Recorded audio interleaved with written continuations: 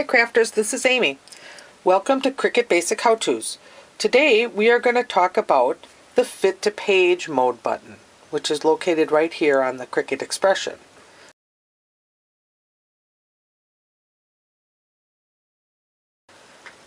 I'm going to load my paper. It will default to the size of your cutting pad, so it's defaulted to the 12 by 12. And I want to cut out this little doll body. I'm using the paper doll dress up. And I want to cut it as big as I possibly can on this 12 by 12 inch piece of paper. So I'm going to press my Fit to Page button, and it'll calculate it. And if you want to know what size it is cutting, you press the OK button, and it's going to cut it at 11.5 inches. So that's the biggest it can cut it. So now I'm going to press cut.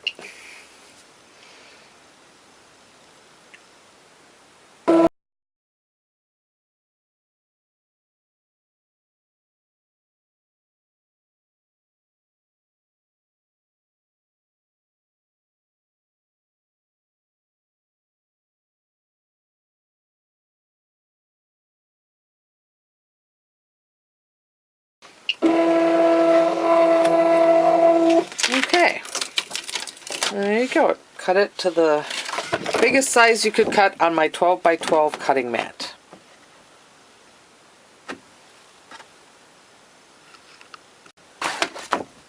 Alright, now I'm going to put the machine in portrait mode and load the paper.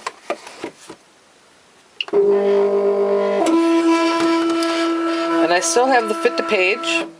Now this way, if you get a 24-inch mat, I could get a 12 by 24-inch mat, might be able to cut that little doll a little bit bigger, because instead of cutting the doll head to toe this way, because we're in portrait mode, it will cut the doll head to toe this way.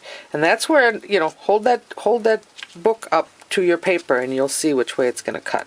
Okay, so I have my Fit to Page portrait. I'm going to choose my little body and cut.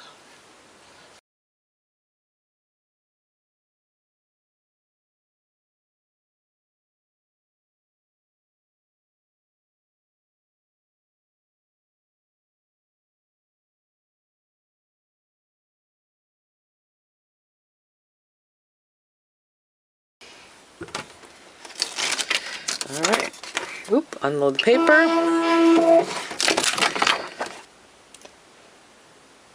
And there you have your Fit to Page cut in the portrait mode.